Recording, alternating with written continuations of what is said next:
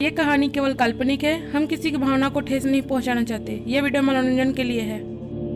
एक शहर में डॉक्टर दीपक और डॉक्टर रूपाली रहा करते थे। उनकी डॉक्टर की ट्रेनिंग चल रही होती है।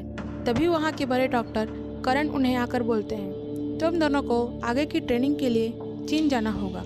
अगले दिन डॉक्टर दीपक और डॉक्टर रूपाली चीन जाने के लिए एयरपोर्ट जाते हैं और एरोप्लेन में बैठ जाते हैं। दोनों अपने अपने सीट पर बैठ जाते हैं। तभी वो देखते हैं कि वहाँ एरोप्लेन में बैठे कुछ लोगों की तबीयत अचानक बहुत ख़राब होने लगती है। तभी वहाँ प्लेन में एक एयर होस्टेस उन लोगों से पूछती है, आप ठीक तो हैं? तभी डॉक्टर रूपाली और दीपक उन्हें बोलते हैं, हम एक डॉक्टर हैं, क्या हम इसका चेकअप कर सकते हैं? वो लोग उन लोगों का चेकअप करते हैं और उन्हें कुछ मेडिसिन देते हैं और अपनी सीट पर जाकर बैठ जाते हैं। दोनों सो जाते हैं। फिर कुछ घंटों बाद वो चीन पहुंच जाते हैं। वहाँ उन दोनों एक होटल में रुकते हैं। फिर दोनों वहाँ नहा धोकर कुछ देर आराम करते हैं। आराम करने के बाद वो शहर घूमने जाते हैं।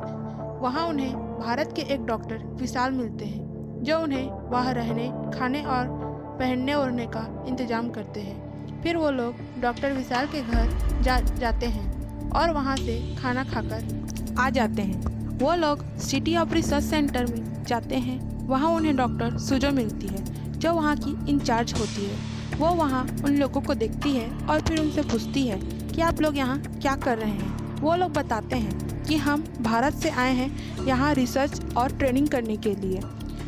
वो उन्हें रिसर्च सेंटर के बारे में समझाकर चली जाती है और तभी वहाँ रूपाली दीपक से बोलती है कि ये डॉक्टर सुजो तो बहुत खड़ूस लगती है। फिर दोनों अपने काम में लग जाते हैं। फिर शाम होते ही रूपाली बोलती है, चलो हम यहाँ के एक शहर में चमगादड़ का सूप देखने चलते हैं। तभी दीपक बोलता है, चीन में तुमको और कोई चीज़ नहीं मिली जो चमगादड़ का सूप देखना है तुम्हें? फिर दोनों चीन के एक वुहान शहर में जाते हैं, जहाँ वो चमगादड़ का सूप उन्हें देखने को मिलता है। तभी रूपाली बोलती है कि क्या यहाँ के लोगों को रोटी सब्जी बनाने नहीं आती, उल्टा सीधा खाते हैं? तभी वो देखते हैं वहाँ की एक औरत ज़मीन पर गिर जाती है।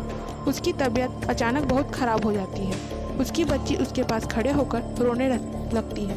तभी डॉक्टर दीपक और डॉक्टर रूपाली वहाँ जाते हैं और उस बच्ची को बोलते हैं, हम डॉक्टर हैं, क्या हम तुम्हारी माँ का चेकअप कर सकते हैं?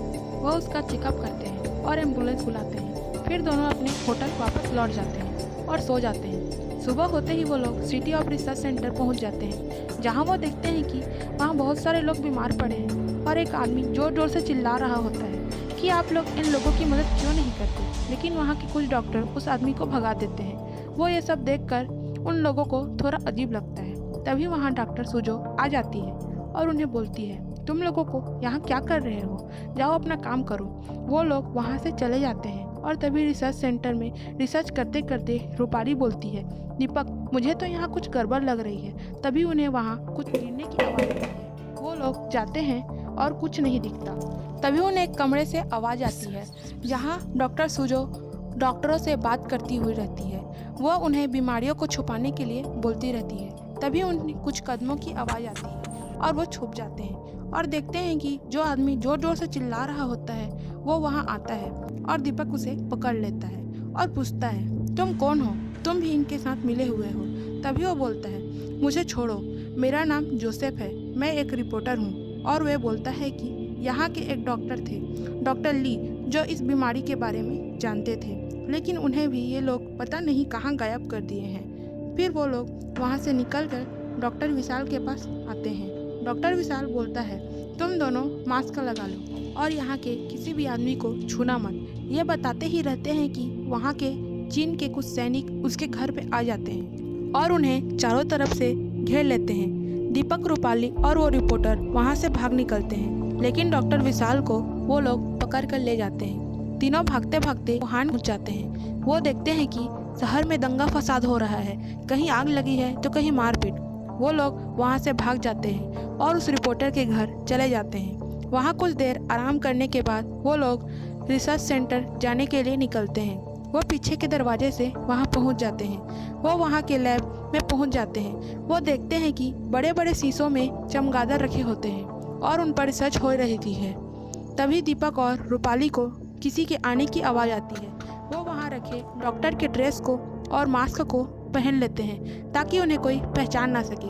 तभी डॉक्टर बोलता है, तुम दोनों यहाँ क्या कर रहे हो? चलो डॉक्टर सुजो ने मीटिंग में बुलाया है। वो दोनों चुपचाप वहाँ चले जाते हैं। मीटिंग में पहुँचते ही डॉक्टर सुजो उन्हें बोलती है कि ये बीमारी बहुत ज़्यादा बढ़ रही है, बहुत लोग मर रहे हैं, हमें ये छुपाना है। सरकार ने हमें इसे छुपाने का ऑर्डर दिया है, तो आप लोगों को ये बात किसी को नहीं बतानी है। ये बीमारी का नाम कोविड-19 है, जो बहुत खतरनाक है। अब आप लोग जा सकते हैं। तभी डॉक्टर सुजो डॉक्टर की लिस्ट को देखकर बोलती है, डॉक्टर तो इसमें कम लग रहे हैं, लेकिन मीटिंग में डॉक्टर ज़्यादा थे। वो चीन के सैनिकों को उनके पीछे भेज देती है। तब तक वो रिपोर्टर जोसेफ के साथ उनके घर चले जाते हैं और दीपक बोलता है, हमें इस बारे में इंडिया में बताना होगा। तभी रूपाली अपने पापा को फ़ोन करती है।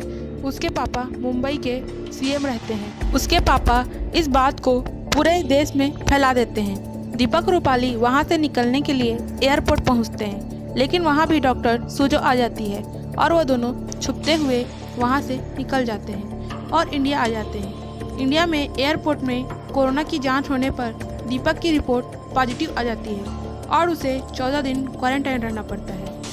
14 दिन बाद वो ठीक होकर वापस आ जाता है। पूरे दुनिया में ये बीमारी फैल जाती है और भारत में संपूर्ण लॉकडाउन कर दिया जाता है।